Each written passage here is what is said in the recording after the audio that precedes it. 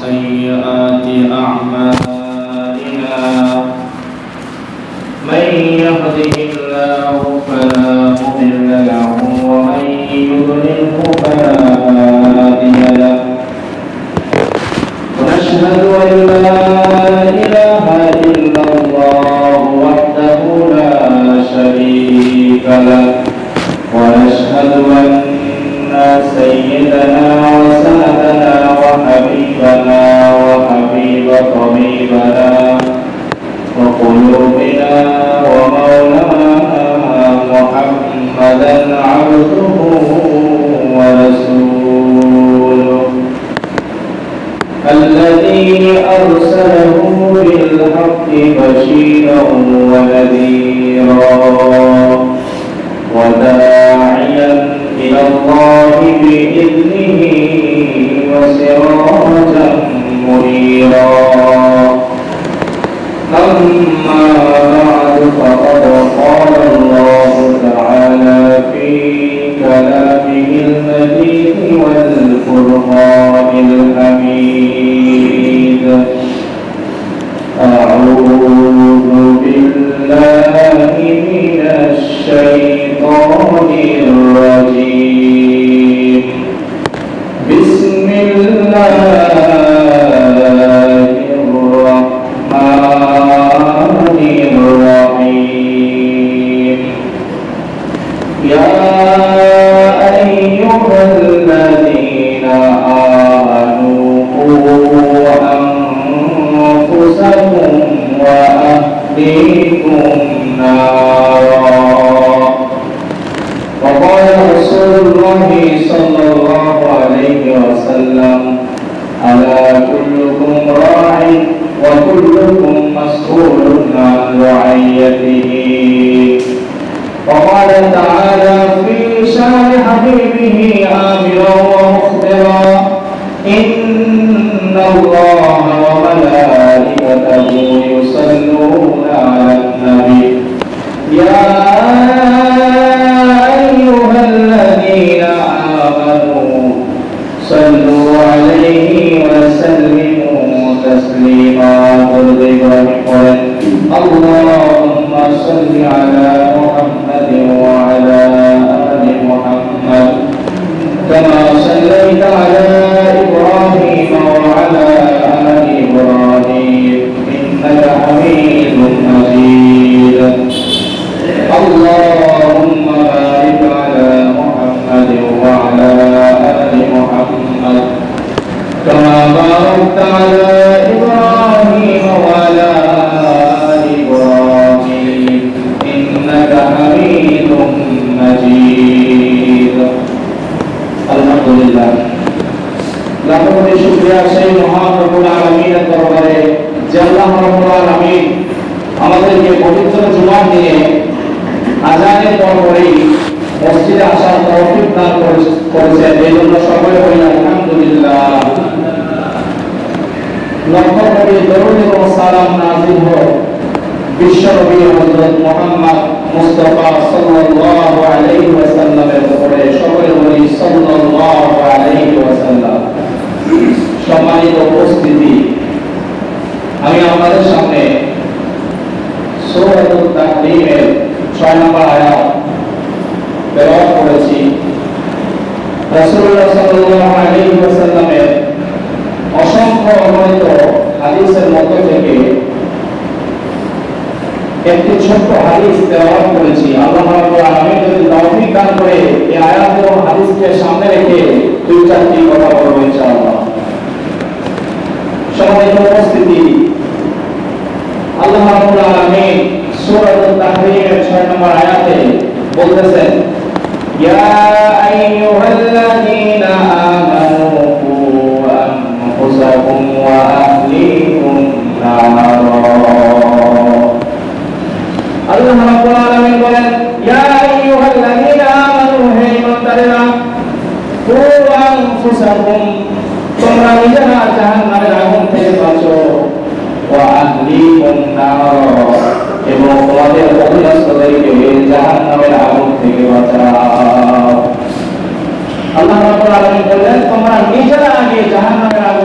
বাঁচো।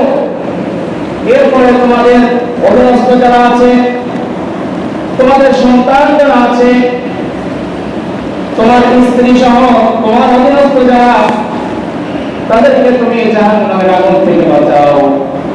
মুফাসসিরিনেরা এই আয়াতের যে ব্যাখ্যা করেছেন, আল্লাহ রাব্বুল আলামিন আয়াতের মধ্যে যে মেসেজগুলো দিয়েছেন, তার মধ্যে একটি গুরুত্বপূর্ণ মেসেজ হচ্ছে আল্লাহ রাব্বুল আলামিন বলেছেন যে তোমরা তোমাদের সন্তানদেরকে লালন পালন করো। সন্তানদেরকে লালন পালন করতে হবে। এই জন্য আল্লাহ রাব্বুল আলামিন ডাক দিয়ে বললেন, হে বান্দারা, তোমরা নিজেরা জাহান্নাম থেকে বাঁচো এবং তোমাদের সন্তানাদিদেরকে, তোমাদের অধীনস্থদেরকে জাহান্নামের আগুন থেকে বাঁচাও। এই জাহান্নামটা কেমন হবে? আল্লাহ রাব্বুল আলামিন বলেন, এই জাহান্নামটা হবে, জাহান্নামের ইন্ধন হবে মানুষ এবং পাথর। অর্থাৎ জাহান্নামে আল্লাহ রাব্বুল আলামিনের সাথে যারা অস্বীকার করবে, আল্লাহ রাব্বুল আলামিনের সাথে যারা কুফরি করবে, তাদেরকে আল্লাহ জাহান্নামে দেবে। এবং অমুসলিম হিন্দুরা যারা যে সমস্ত মূর্তির পূজা করে, আল্লাহ রাব্বুল আলামিন সেই সমস্ত মূর্তিকেও জাহান্নামে দেবে।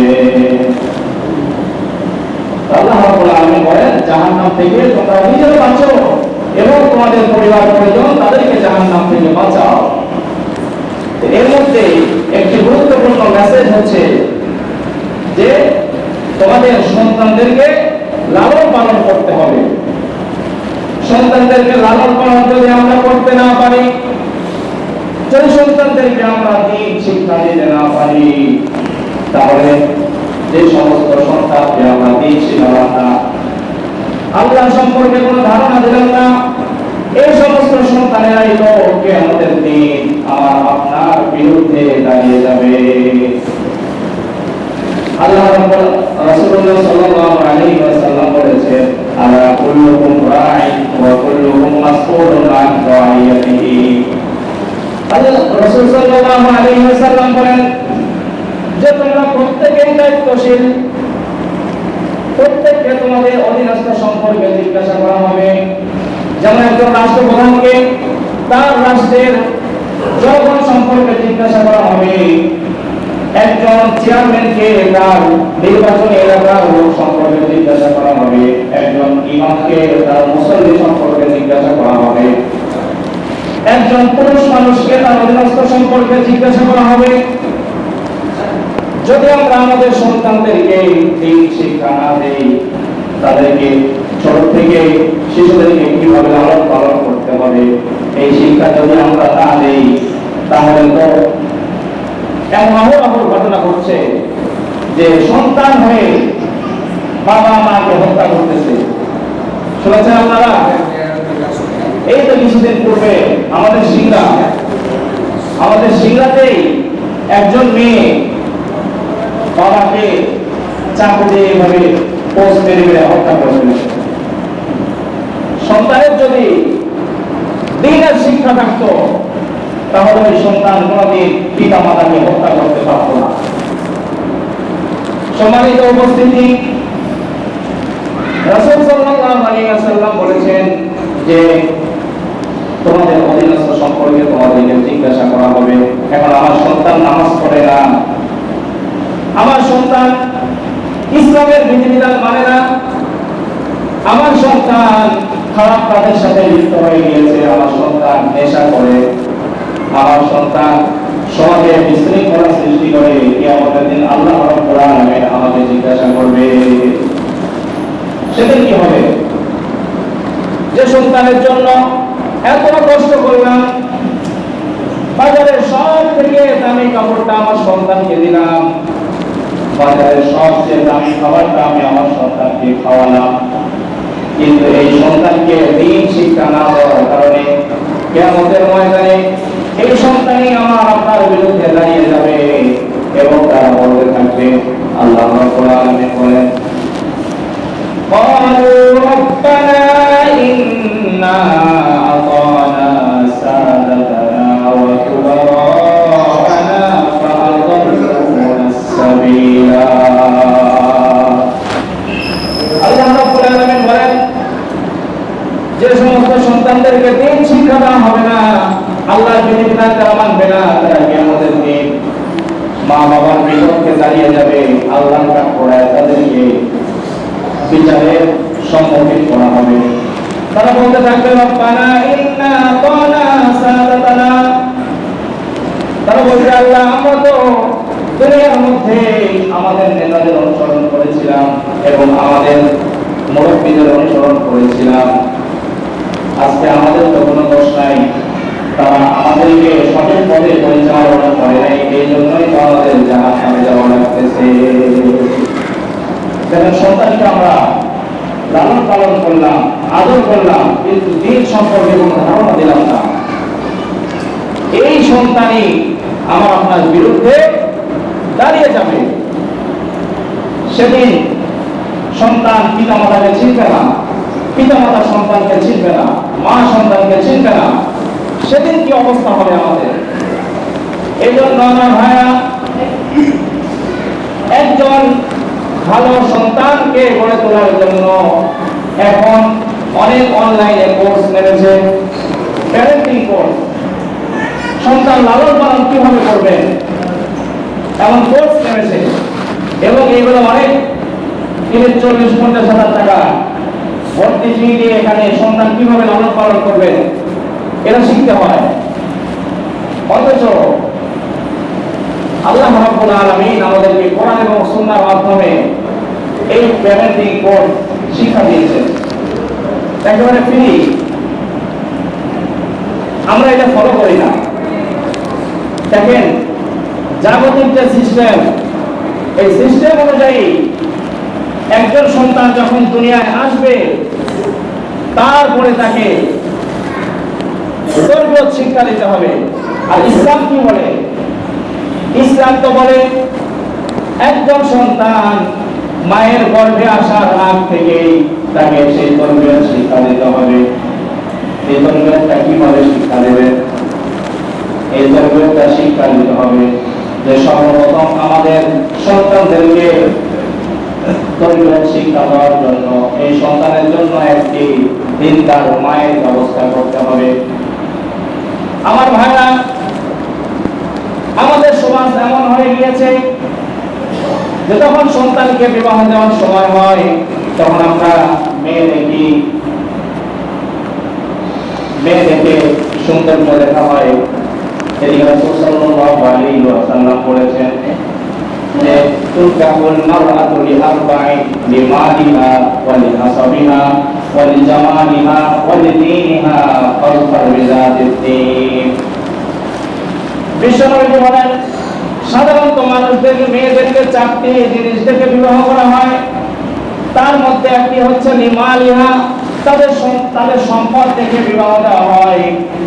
এরপরে রাসূল সাল্লাল্লাহু আলাইহি ওয়াসাল্লাম বলেন ওয়া লিহাসাবিহা, তাদের বংশটা কেমন হবে, সম্ভ্রান্ত বংশ নাকি অসম্ভ্রান্ত বংশ, এগুলো দেখে বিবাহ দেওয়া হয়। এরপরে রাসূল সাল্লাল্লাহু আলাইহি ওয়াসাল্লাম বলেন ওয়া লিজামালিহা, এরপরে সৌন্দর্য দেখে বিবাহ দেওয়া হয়। 4 নম্বরে আল্লাহ রাসূল সাল্লাল্লাহু আলাইহি ওয়াসাল্লাম বলেন ওয়া লিদীনিহা, এবং দিনদারিত্ব দেখে মেয়েদেরকে বিবাহ দেওয়া হয়। এরপরে রাসূল সাল্লাল্লাহু আলাইহি ওয়াসাল্লাম বলেন ফাসফার বিযাতিদ-দীন, তোমরা দিনকে প্রাধান্য দাও। কিন্তু আমাদের সমাজ এমন হয়ে গিয়েছে, আমরা বলি প্রথম চিন্তা থাকলেই হবে, দিনদারিত্ব না থাকলে সমস্যা নাই। আমরা প্রথমে দেখি মেয়ের বাবার কি আছে, সম্পদ কেমন আছে, এরপরে তাদের বংশটা কেমন হবে। 3 নম্বরে আমরা দেখি মেয়েটি সুন্দর হবে নাকি অসুন্দর হবে। এরপরে দিনদারিত্ব, সেই মেয়ের মধ্যে দিন আছে না নাই এটা আমরা খেয়াল করি না।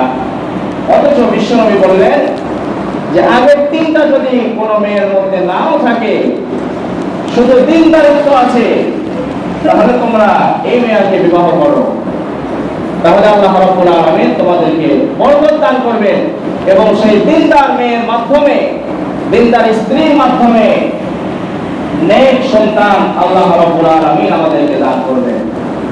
আমরা এটা করি ভাই। যুবক ভাইরা যারা আছেন, বিবাহের সময় কি দেখতে হবে? দিনদারিত্ব দেখতে হবে। এখন তো আমরা দিনদারিত্ব দেখি না। একটা মেয়ে খুব সুন্দর, বাবা বড়লোক মানুষ, টাকা পয়সা আছে, বংশটাও অনেক বড় বংশ, নামাজ পড়তে পারে না, দিন সম্পর্কে কোনো ধারণা নাই। আমরা বলি সমস্যা হবে না, দিনটা যেহেতু আছে ওই একটা পরে ঠিক করা যাবে। দিনদারিত্ব যদি না থাকে ওই সংসারে তো কোনোদিন শান্তি আসবে না। এজন্য আমাদের যাদের বিবাহের বয়স হয়েছে, মেয়ে দেখার ক্ষেত্রে আমাদের দিনদারিত্বকে প্রাধান্য দিতে হবে। দিনদারিত্বের সাথে যদি আগের তিনটা থাকে তাহলে তো বড়ই ভালো। আর যদি একটা মেয়ের মধ্যে আগের তিনটা গুণ আছে, দিনদারিত্ব নেই, তাহলে একটু চিন্তা ভাবনা করতে হবে।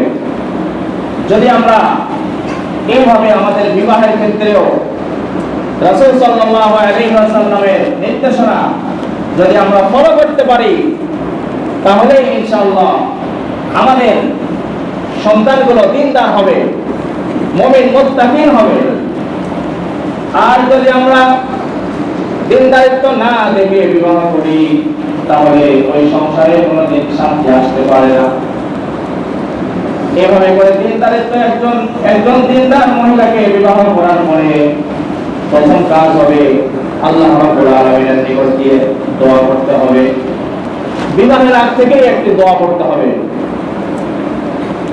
আল্লাহ রাব্বুল আলামিন সে দোয়া পবিত্র কোরআনুল কারীমের মধ্যে শিখিয়ে দিয়েছেন। আল্লাহ রাব্বুল আলামিন বলেন, রব্বানা হাব লানা মিন আজওয়াজিনা ওয়া যুররিয়াতিনা কুররাতা আয়ুনিন ওয়াজআলনা লিল মুত্তাকিনা ইমামা। আল্লাহ রাব্বুল আলামিনের নিকট দোয়া করতে হবে, রব্বানা হাব লানা মিন আজওয়াজিনা ওয়া যুররিয়াতিনা কুররাতা আয়ুন। আয় আল্লাহ রাব্বুল আলামিন আমাদেরকে এমন স্ত্রী দান করুন এবং এমন সন্তান দান করুন যে স্ত্রী সন্তানের মাধ্যমে আমাদের চক্ষু শীতল হবে এবং আমাদেরকে মুমিন মুত্তাকিনদের নেতা বানিয়ে দাও। আগে থেকে দোয়া করতে হবে। আমরা বিবাহ করে নিয়ে আসলাম, এরপর দোয়া করলাম না, তাহলে তো হবে না। বিবাহ করে নিয়ে আসলাম, দোয়াও করলাম, আল্লাহ তাআলা এমন চাইলেন যে আমার আপনার সন্তান হচ্ছে না, আমরা অনেকে ভেঙে পড়ে এমন কিছু কাজ করে ফেলি যার কারণে দেখা যায় আমাদের ঈমানটা নষ্ট হয়ে যেতে পারে। সন্তান দেওয়ার মালিক কে? আল্লাহ। আল্লাহ রাব্বুল আলামিন এই কথা বলেছেন, ইয়াহাবু লিমান ইয়াশাউ ইনাতাহু ওয়া ইয়াহাবু লিমান ইয়াশাউ যুকুর আও ইউযাওwijuhum যুকরানাও ওয়া ইনাতা ওয়া ইয়াজআলু মান ইয়াশাউ আকীমা। আল্লাহ রাব্বুল আলামিন বলেন, আমি যাকে চাই কন্যা সন্তান দান করি এবং আমি যাকে চাই ছেলে সন্তান দান করি এবং যাকে চাই মেয়েও দেই ছেলেও দেই এবং যাকে চাই আমি মেয়েও দেই না ছেলেও দেই না, কোন সন্তানই দেই না। তাহলে সন্তান দেওয়ার মালিক কে? আল্লাহ। আল্লাহ। আল্লাহর কাছে যেতে হবে। যদি আল্লাহর কাছে না চাই, অনেক মানুষ না জেনে, অনেকে জেনেও বিভিন্ন মাজারে যায়, বাবাদের কাছে যায়, গিয়ে সন্তান চায়। দুনিয়ার মধ্যে যত পীর আছে সব পীর যদি একসাথে হয়ে কোন মানুষের সন্তান দিতে চায়, তাহলে কি দিতে পারবে? পারবে? কখনোই পারবে না। সারা দুনিয়ার সব মানুষ মিলে যদি কোন মানুষকে সন্তান দিতে চায়, আল্লাহ যদি না চায়, কিয়ামত পর্যন্ত চেষ্টা করলেও সে মানুষের সন্তান হবে না। আল্লাহ রাব্বুল আলামিন অনেক নবীদেরকেও পরীক্ষা করেছেন। হযরত জাকারিয়া আলাইহিস সালাম, তিনি হযরত মারিয়াম আলাইহিস সালামের খালু ছিলেন। হযরত মারিয়াম আলাইহিস সালামকে তিনি দেখাশোনা করতেন। মসজিদুল আকসার এক পাশে তাকে একটি ঘর বানিয়ে দেওয়া হয়েছিল, সেখানে থেকে তিনি ইবাদত বন্দেগী করতেন এবং মসজিদ পরিষ্কার করতেন। হযরত জাকারিয়া আলাইহিস সালাম অনেক বয়স হয়ে গিয়েছে, কোনো সন্তানাদি হয় না। তিনি মাঝে মাঝে হযরত মারিয়াম আলাইহিস সালামের নিকট যেতেন, গিয়ে দেখতে পেতেন অমৌসুমী ফল।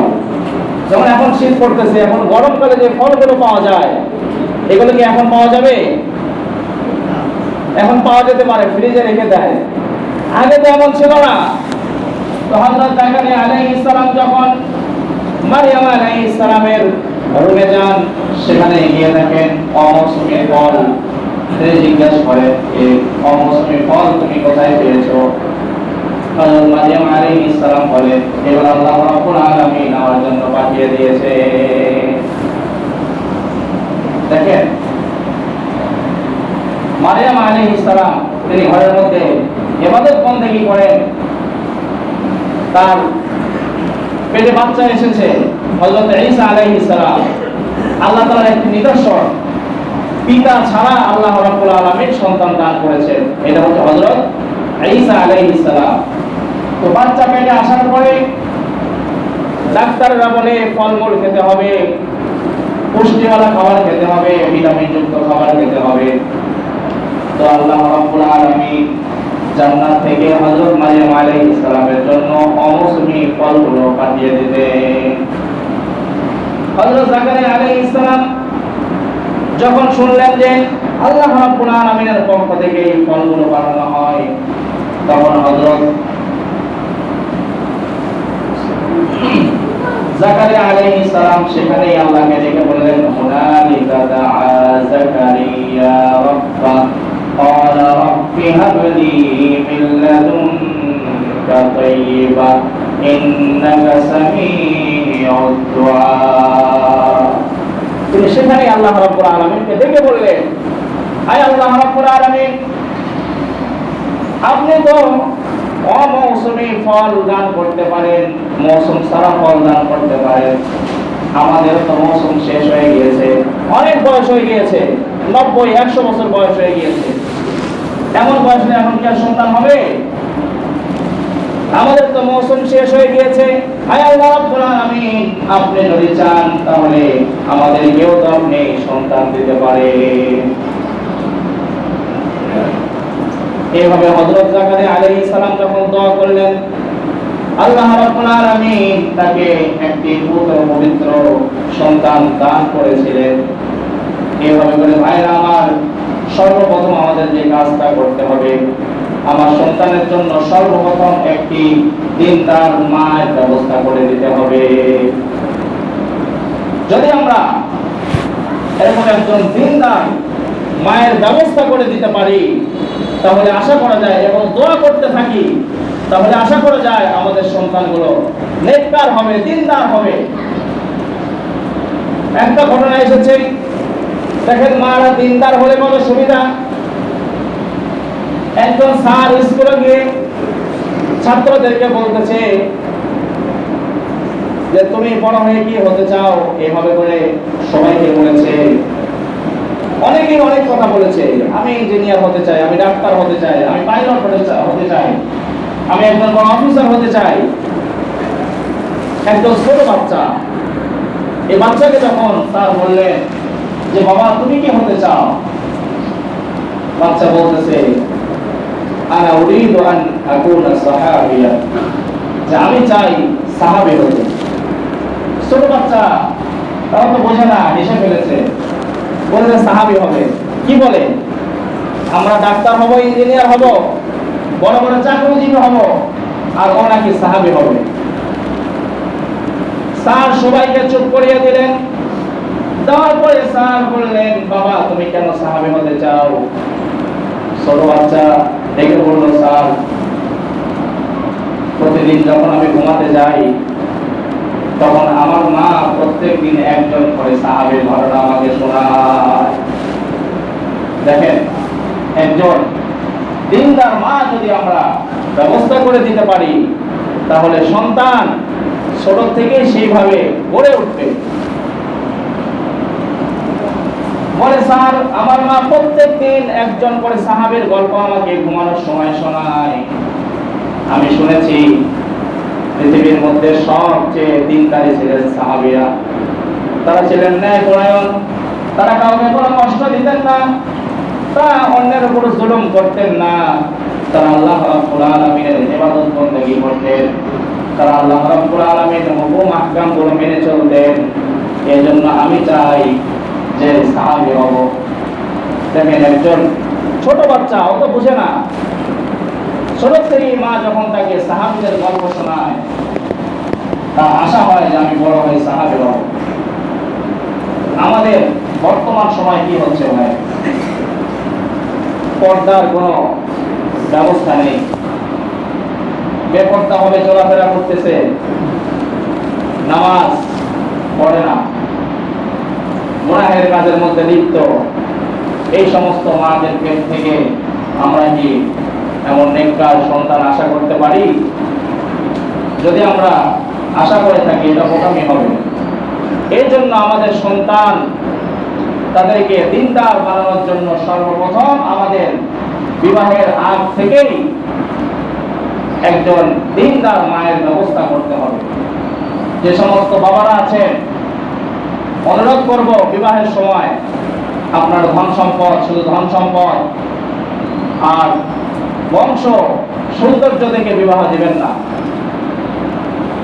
তাহলে আপনার সন্তানের পরিবারে কোনোদিন শান্তি আসবে না। আর যদি আমরা আমাদের সন্তানদেরকে দিন শিক্ষা দিতে না পারি, তাহলে কিয়ামতের দিন হয়তো আমাদের বিপক্ষে দাঁড়িয়ে যাবে। তারা বলবে, রব্বানা ইন্না আতা'না সাদাতানা ওয়া কুবারানা ফাআদাল্লুনা সাবিলা।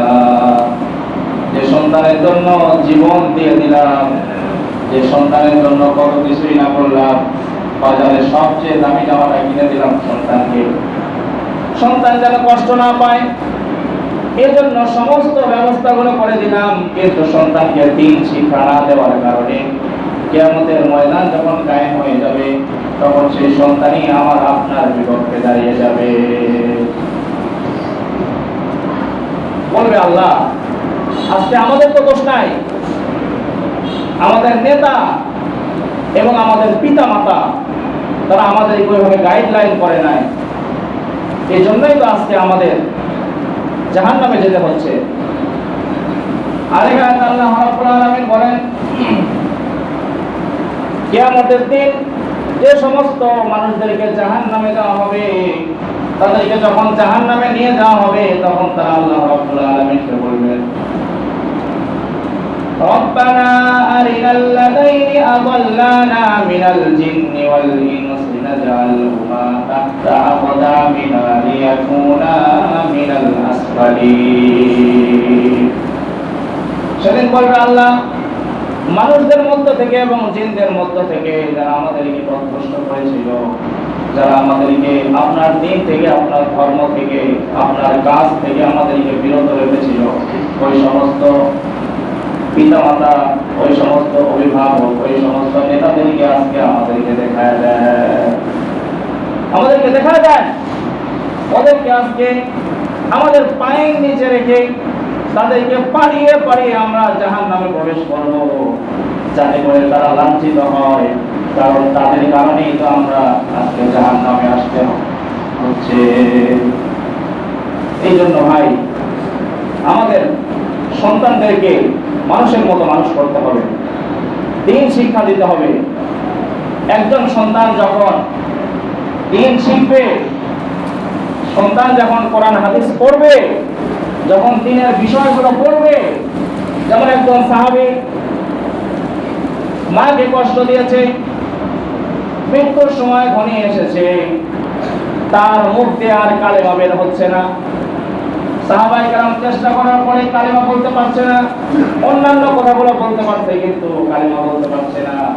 বিশ্বনবী হযরত মুহাম্মদ মুস্তাফা সাল্লাল্লাহু আলাইহি ওয়াসাল্লামকে খবর দেওয়া হলো। বিশ্বনবী এসে বললেন, ও আমার সাহাবী, তুমি কালেমা পড়ো। বলতেছে, ইয়া রাসূলুল্লাহ, অন্যান্য সব কথা বলতে পারছি, কিন্তু কালেমা বলতে গেলে আমার জবানটা আটকে যাচ্ছে। বিশ্বনবী বললেন, আমার এই সাহাবীর মা তোমার বাবা কি জীবিত আছে নাকি? সাহাবায়ে কেরাম বললেন, ইয়া রাসূলুল্লাহ, তার বাবা তো মারা গিয়েছে, তার মা আছে জীবিত। বলে, তার মার কাছে আমাকে নিয়ে চলো। মার কাছে যখন নিয়ে যাওয়া হলো, বিশ্ব নবী বললেন, আপনার সন্তান কি আপনার সাথে কোনোদিন খারাপ ব্যবহার করেছে? আপনাকে কি কোনোদিন কষ্ট দিয়েছে?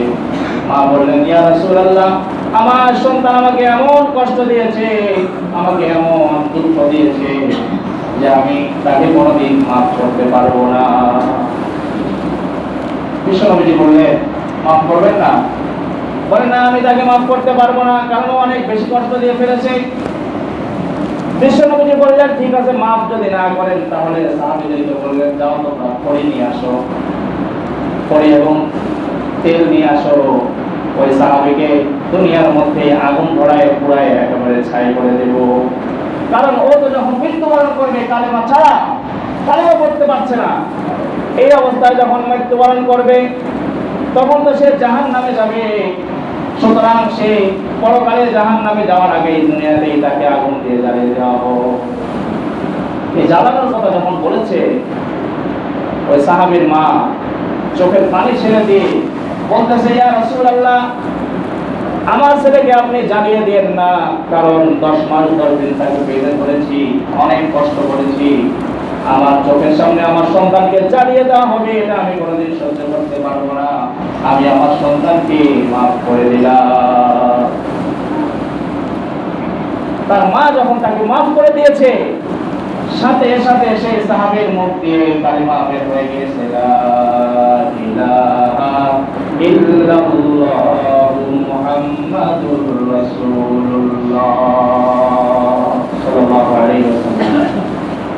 যখন আপনার সন্তানের সামনে এই সমস্ত ঘটনা আসবে, এই সমস্ত ওয়াকিয়া আসবে, তখন আপনার সন্তান সেখান থেকে শিক্ষা গ্রহণ করবে যে মা বাবার সাথে খারাপ ব্যবহার করা যাবে না, মা বাবাকে কষ্ট দেওয়া যাবে না। মা বাবার সাথে খারাপ ব্যবহার করলে তারা যদি কষ্ট পায় তাহলে জাহান্নাম ছাড়া আমাদের কোনো উপায় থাকবে না। এমন অহরহ ঘটনা ঘটছে। সন্তান পিতাকে, সেদিন দেখলাম আমাদের পাশের গ্রাম চৌগ্রাম সিংড়া, সন্তান পিতাকে পিছন থেকে গুলি করেছে। পরবর্তীতে তাকে যখন ধরা হলো, সে বলতেছে যে আমার তো অনেক ঋণ হয়ে গেছে, 60-70 লক্ষ টাকা, তো আমার বাবা বেঁচে থাকলে তো এই ঋণ আমি শোধ করতে পারবো না, আমার বাবাকে মেরে ফেলে সম্পদ বিক্রি করে দিয়ে লোন শোধ করে ফেলছে। কত নিচু মন মানসিকতা হলে সম্পদের জন্য, ঋণ শোধ করার জন্য নিজের পিতাকে গুলি করে হত্যা করা যায়। এমন সন্তান তো মানুষের কাতারেই পড়ে না। এই জন্য ভাই, আমাদের সন্তানদেরকে দিন শিক্ষা দিতে হবে। যদি আমরা দিন শিক্ষা না দেই, আমাদের এমন অবস্থা হতে পারে। দেখা গিয়েছে যে বাবা মৃত্যুবরণ করেছে, সম্পদের জন্য সন্তান বাবার লাশ আটকায় দিয়েছে, কবর দিতে দেবো না, আমার ভাইকে সম্পত্তি লিখে দিয়েছে, বাবাকে মাটি দিতে দেবো না। এমন ঘটনা অনেক ঘটতেছে। এই জন্য ভাই, আমাদের সন্তানদেরকে দিন শিক্ষা দিতে হবে। যদি আমরা দিন শিক্ষা দিতে পারি, আশা করা যায় সন্তানেরা এমন অমানুষ হবে না। আল্লাহ রাব্বুল আলামিন আমাদের সবাইকে এই আয়াত এবং হাদিস থেকে যে কথাগুলো বললাম, এই কথাগুলো মানার তৌফিক দান করুন। সকলে বলি আমিন। সুন্নতের সময় হয়ে গিয়েছে, আমরা যারা এখনো সুন্নত পড়ি নাই, সুন্নত পড়ি।